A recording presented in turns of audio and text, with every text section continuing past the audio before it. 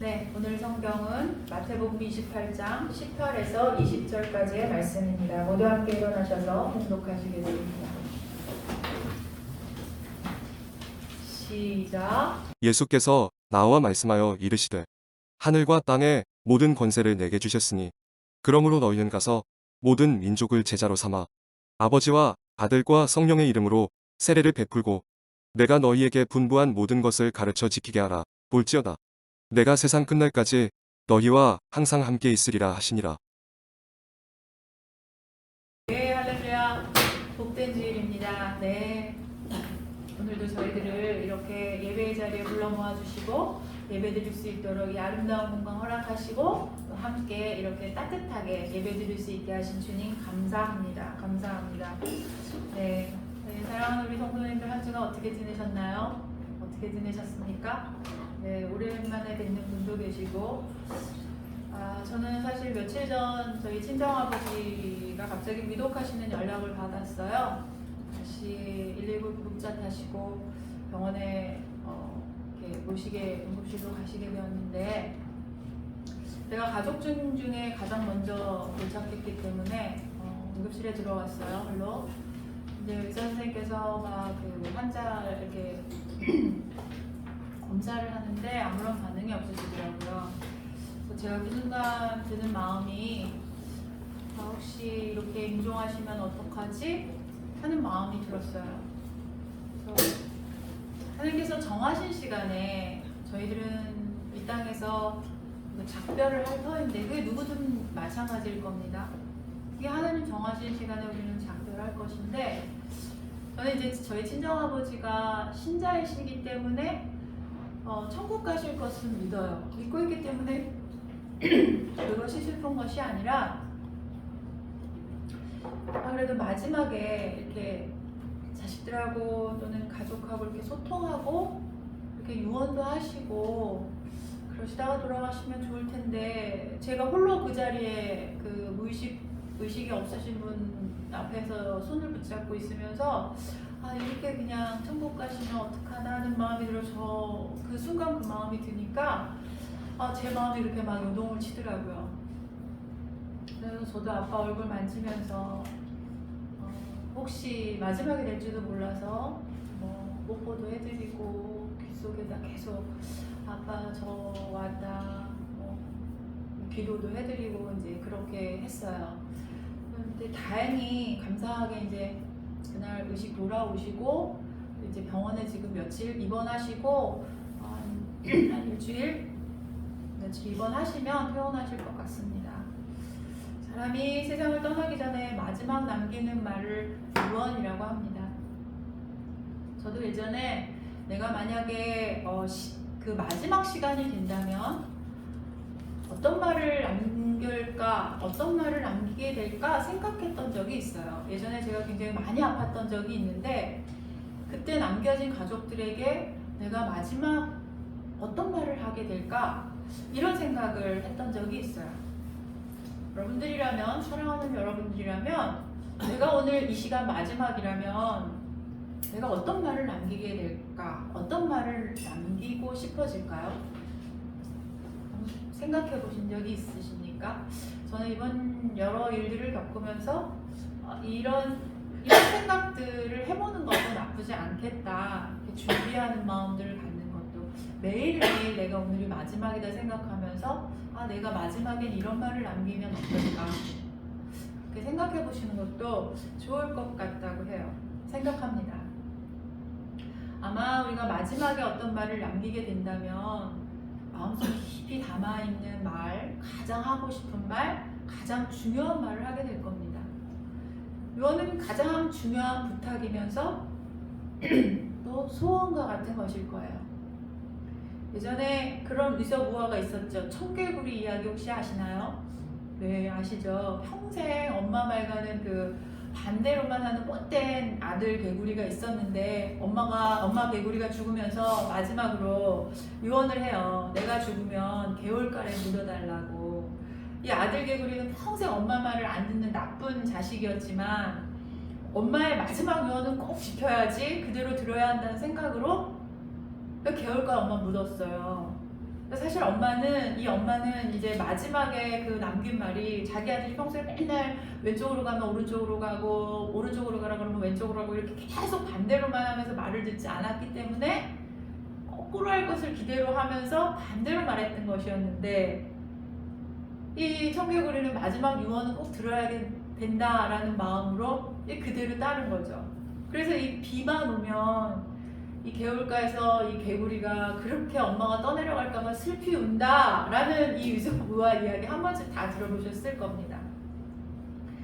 이렇게 유언은 죽기 전 마지막으로 제자들의 아무리 못된 불효자식이라도 꼭 그 유언만은 지킨다라는 것이죠. 예수님께서 하늘로 올라가시기 바로 전, 승천하시기 전에 마지막으로 제자들에게 남기신 유언과도 같은 말씀이 바로 오늘 본문 말씀입니다. 우리는 예수님의 지상 대명령, The Great Commission이라고 말합니다. 마지막 남기신 예수님의 말씀은 꼭 지켜야 한다는 말씀, 그래서 꼭 그 명령이다 라고 우리가 말하기 때문이에요. 예수님께서 하신 말씀은 가서 모든 민족을 제자로 삼아서 세례를 주고 가르치라입니다. 제자 삼아 세례 주고 가르치라. 예수님께서 하늘로 올라가시기 전에 이것을 지키라고 하신 말씀으로 우리는 이것을 꼭 지켜 행해야 해요. 예수님의 마지막 유언과 같은 명령이기 때문이에요. 우리가 믿는 기독교는 예수 그리스도의 복음을 믿는 것입니다. 단순하게 하나님을 믿습니다와는 달라요. 다른 종교에도 하나님을 믿는다라는 고백이 있죠. 그러나 우리가 믿는 기독교는 예수가 십자가의 죽음으로 나의 그리스도가 되어서 나의 죄를 사하시고 하나님 아버지의 자녀되게 하심을 믿는 거예요. 이게 기독교입니다. 우리 그냥 하나님 믿어요 라고 고백하는 종교가 아니에요. 저희가 믿는 기독교는 그냥 하나님을 믿습니다의 종교와는 다릅니다. 하나님만 믿는 종교는 또 다른 종교에도 그런 고백을 하거든요. 우리가 믿는 기독교는 예수 그리스도의 죽음과 부활, 그것이 나의 죽음과 부활이라는 걸 믿는 거예요. 그걸 믿음으로 나는 하나님의 자녀가 되었다는 걸 믿는 거예요. 이 놀라운 소식인 복음의 핵심은 구원입니다. 구원은 오직 예수 그리스도를 믿음으로 받을 수 있습니다. 로마서 1장 17절 함께 읽습니다. 시작. 복음에는 하나님의 의가 나타나서 믿음으로 믿음에 이르게 하나니 기록된 바 오직 의인은 믿음으로 말미암아 살리라 함과 같으니라. 아멘. 구원은 예수를 그리스도로 믿음에 의해서 받는 겁니다. 우리가 한 가지 알아야 할 것은 세례가 구원의 조건은 아니에요. 그렇지만 예수 그리스도를 믿어 구원받은 사람은 누구나 세례를 받아야 한다는 것입니다. 예수님의 명령이기 때문이에요. 세례는 예수님께서 친히 우리에게 명하신 것이기 때문에 결코 가볍게 여겨서는 안 됩니다. 기독교에서 성례전이라는 거 그게 딱 두 가지가 있습니다. 세례와 성만찬이에요. 이 두 가지의 의식은 우리 주님이신 예수 그리스도께서 직접 명령하신 것으로 예수 그리스도를 믿고 고백하는 성도들은 마땅히 지켜 행하여야 하는 거예요. 성만찬은 우리 알듯이 예수 그리스도의 피와 예수 그리스도의 살의 의미를 기념하면서 우리가 떡과 포도주를 나누며 예수님을 기념하며 내가 예수님 안에 있다, 예수님이 내 안에 있다라는 것을 기념하는 의식이에요. 그리고 예수님이 명하신 또 다른 것이 바로 세례입니다. 현재 기독교에서 세례를 주는 방식은 크게 두 가지로 나눠요. 한 가지는 온몸을 물속으로 깊숙이 잠기게 하는 방식으로 주로 침례라는 말을 쓰기도 합니다. 예수님 당시에 행해졌던 모습을 많이 따르는 모습이에요. 또 한 가지 다른 방법은 물을 뿌리거나 물을 흘리는 세례의 모습으로 세례를 줍니다. 세례의 방법이 다르다고 해서 세례의 의미가 바뀌는 것은 아닙니다. 현대에 들어오면서 물을 뿌리는 세례의 모습들을 더 많이 볼 수 있게 되었죠. 그 역사적인 어떤 많은 이유가 있는데 현대는 지금 이런 세례의 방식을 좀 많이 따르고 있습니다. 세례의 방식이 아닌 그 의미에 대해서 오늘은 좀 말씀드리려고 합니다. 세례는 예수님의 가르침과 사역에서 아주 중요한 것이기 때문이에요. 예수님은 앞으로 자신에게 놓여질 고난과 죽음을 가리켜서 자신이 받아야 할 세례라고 말씀하셨습니다. 마가복음 10장 38절 함께 읽습니다. 시작. 예수께서 이르시되 너희는 너희가 구하는 것을 알지 못하는도다. 내가 마시는 잔을 너희가 마실 수 있으며 내가 받는 세례를 너희가 받을 수 있느냐. 누가복음 제가 읽습니다. 3번역으로 제가 가져와 봤어요. 나는 세상에다가 불을 지르러 왔다. 불이 이미 붙었으면 내가 바랄 것이 더 있겠느냐? 그러나 나는 받아야 할 세례가 있다. 그 일이 이루어질 때까지 내가 얼마나 괴로움을 당해야 할지 모른다. 이 3번역으로 조금 제가 쉽게 갖고 왔거든요. 예수님은 고난과 죽음을 향해 나아가는 것에 대해서 마치 뭔가에 잠기고 빠져드는 것처럼 말씀하세요. 또 예수님이 감당할 세례가 있다고 하시면서 그 일을 완수하기까지는 괴로움이 계속되고 사역도 끝나지 않을 것이라고 말씀하셨어요. 사도 바울은 그래서 세례 받는 것을 그리스도의 죽음 속에 참여하는 것이라고 말합니다. 로마서 6장 3절 말씀입니다. 시작. 무릇 그리스도 예수와 합하여 세례를 받은 우리는 그의 죽으심과 합하여 세례를 받은 줄을 알지 못하느냐. 아멘.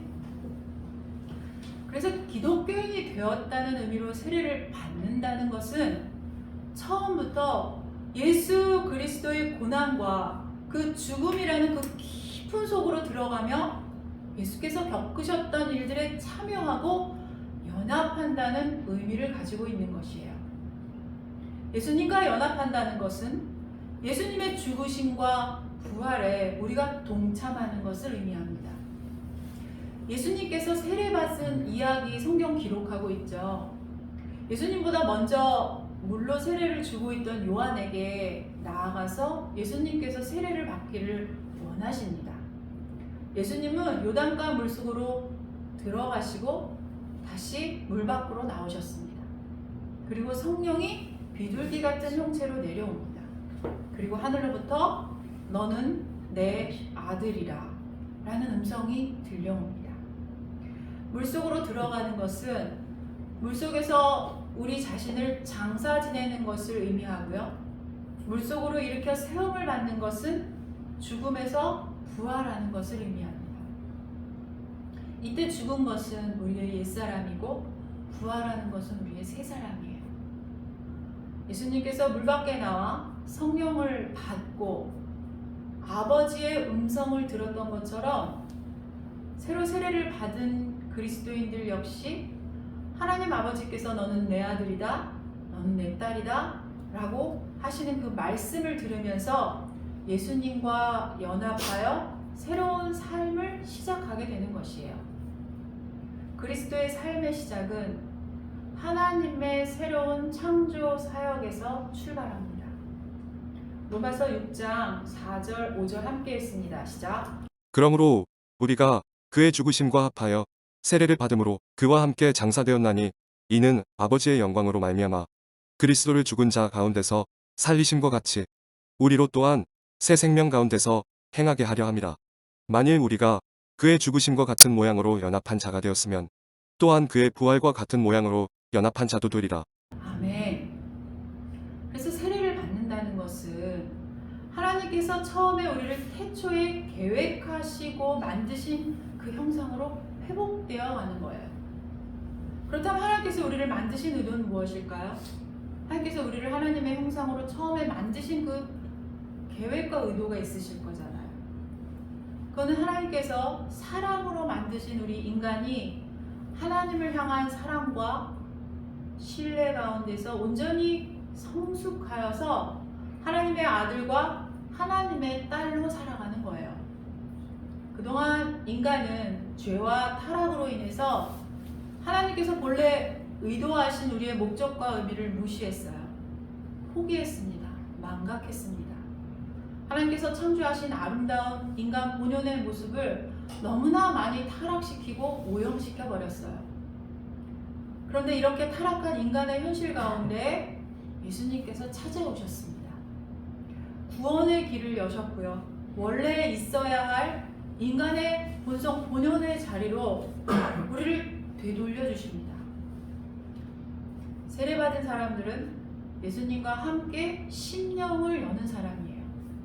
그래서 성령을 받아 하나님을 아버지라 부를 수 있게 된 그런 사람들입니다. 성령님으로 인해서 하나님을 아버지라 부르고 예수의 기도로 기도할 수 있는 권세를 가진 자들이 되었습니다. 갈라디아서 4장 6절 말씀입니다. 시작. 너희가 아들임으로 하나님이 그 아들의 영을 우리 마음 가운데 보내사 아빠 아버지라 부르게 하셨느니라.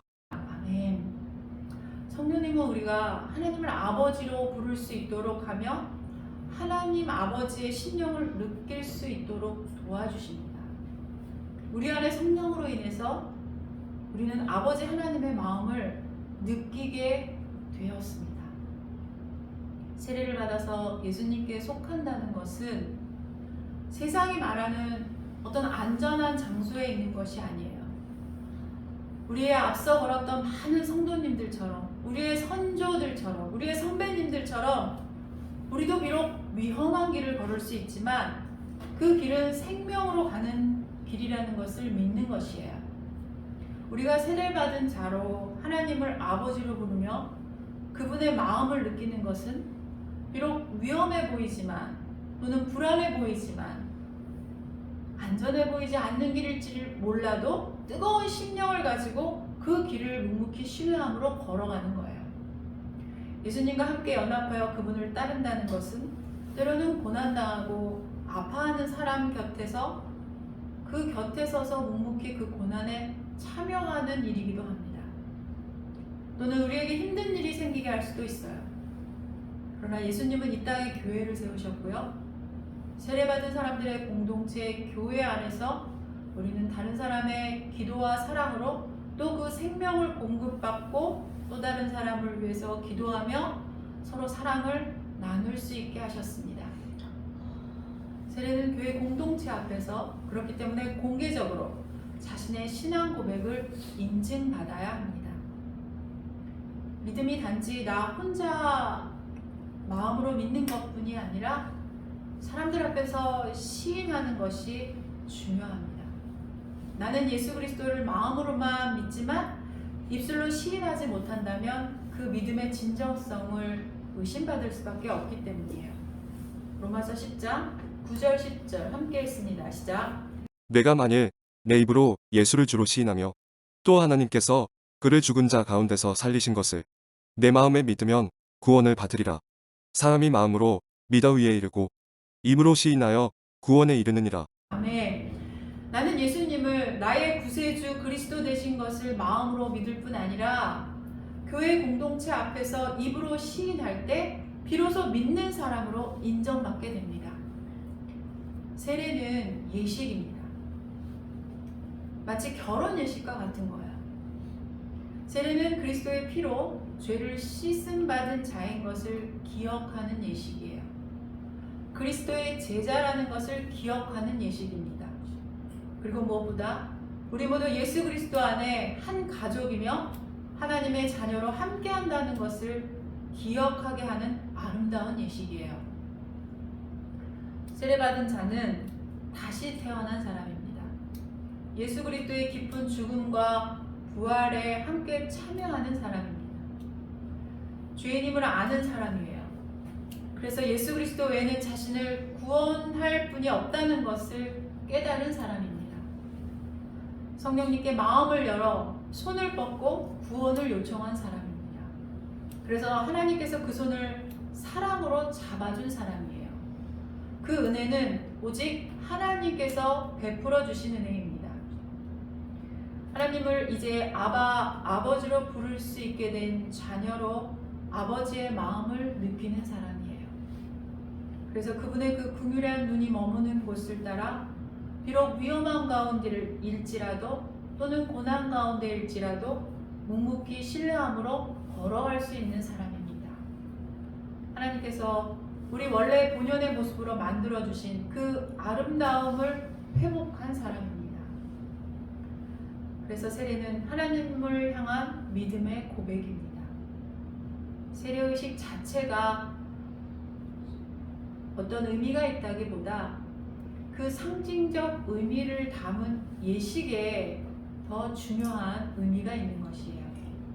그 예식에 참여하여 세례를 받는 것으로 진심으로 예수 그리스도의 죽음과 부활을 믿으며 구원받은 자로 받아들인 믿음을 고백하는 것입니다. 나를 위해서 십자가에 죽으신 예수 그리스도의 죽음에 동참하며 나의 옛 모습은 죽고 부활하신 주님과 합하여 새 생명으로 살겠다는 믿음의 고백입니다. 이 고백을 교회 공동체에서 함께하며 진정한 그리스도인의 옷을 입게 되는 것이에요. 갈라디아서 3장 26, 27절 함께 읽습니다. 시작.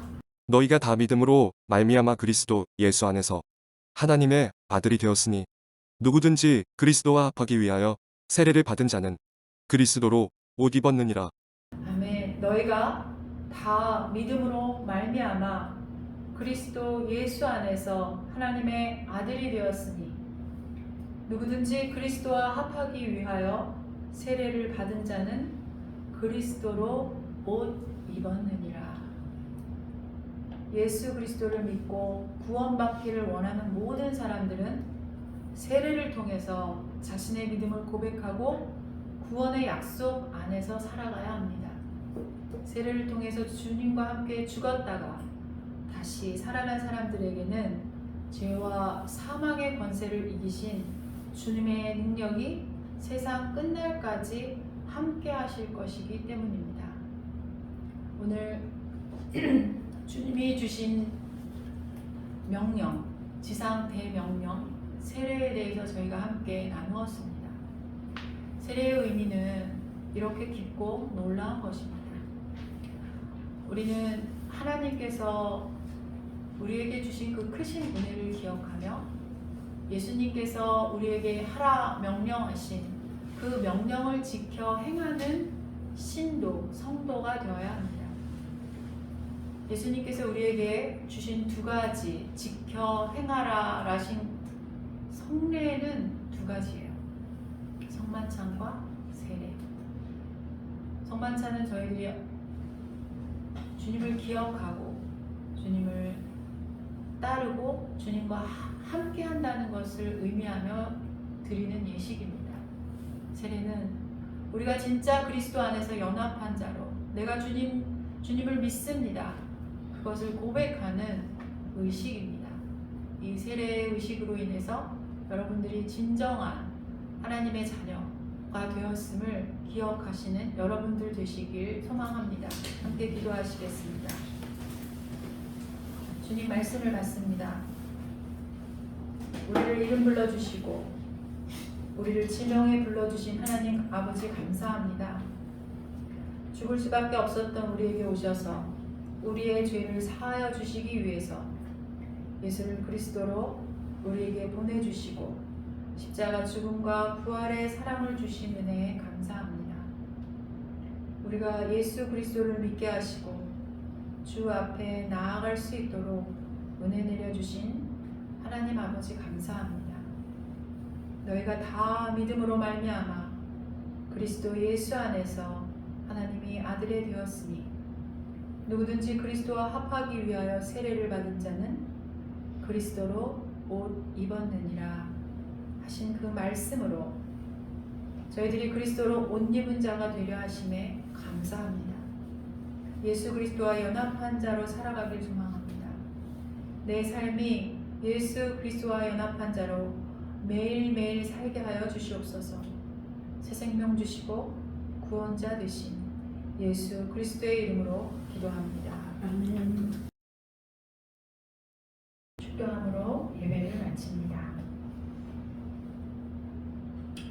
우리 구주 예수 그리스도의 은혜와 하나님의 사랑과 성령의 교통하심이 성도들의 머리 위에 이제로부터 영원토록 함께할지어다.